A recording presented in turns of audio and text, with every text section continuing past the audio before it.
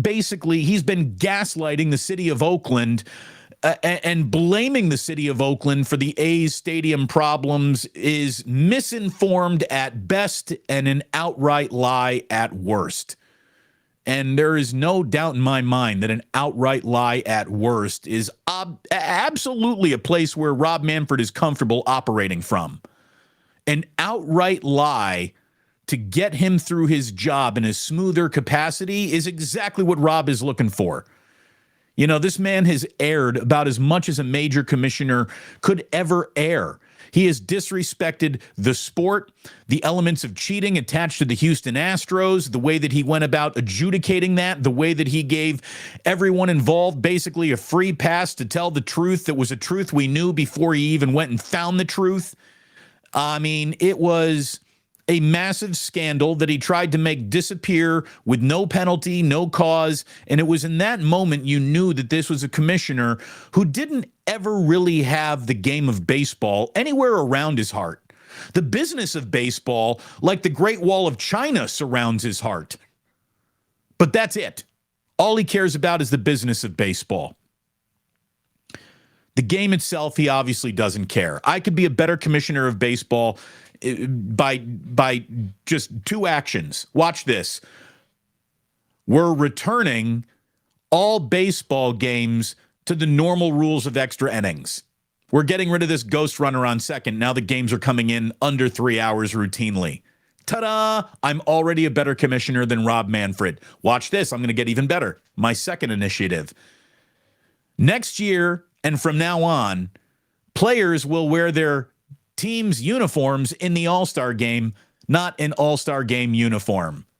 Ta-da!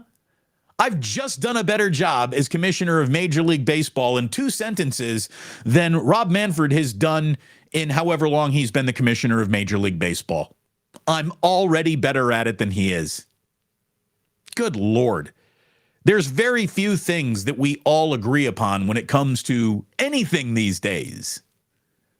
I mean, getting 65% consensus on anything is next to impossible, the way that people have just divided their thinking, and I can't agree with you because I don't like the colored t-shirt you're wearing. Your ideas might be great, but the colored t-shirt you're wearing means I can't agree with you. I mean, that's where we are in this world. 100% of everyone polled has decided that all-star game uniforms suck. Just wear your home team uniform or your away uniform, and that tapestry of uniforms is literally part and parcel of the magic that the all-star game continues to lose. Coming to Seattle to meet with Manfred, that was important to me. I wanted to see him face-to-face in person. This is our first meeting. And like right there alone, how could this possibly be the first face-to-face meeting? And Rob Manfred in any way, shape, or form says that he's tried to save Oakland as a market. He hasn't even bothered to meet with Madam Mayor yet. She had to go to him. She had to initiate it. That just shows you how disingenuous this whole thing is pretty much shaped out to be. I mean, Rob Manfred is already talking about expansion, and he's curtailing it by saying, now we'll get to expansion possibly, but once we have the stadium issues in Oakland and Tampa Bay settled. Look, that is the wrong way to go about it. And I hope, if nothing else, what we're learning through this is that the desire of Oakland to possibly reach out for an expansion team will allow them to sue John Fisher to retain the rights to the team name, the team's history, and the team's uniforms. Look, John Fisher's never going to do the right thing for anyone involved, just him. That's it. He doesn't care about the city of Las Vegas that he's about to screw over. He doesn't care about the city of Oakland. He doesn't give a rip about diversity. He doesn't give a rip about anything. He doesn't care about winning baseball games. All he cares about is owning a baseball team so he can triple its actual value, which it's already happened. So he needs to quintuple, quadruple, whatever. He needs to, I guarantee you he sells the team within 5 years of moving it to Vegas. Right? I mean, he's just looking for the biggest profit margin that he can find.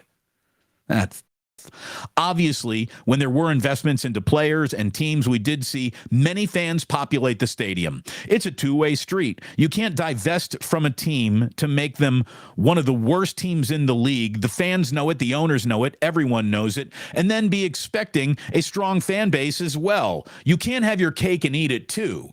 And what she left out is not only did this guy gut the team down to its bare bones, they doubled season ticket prices.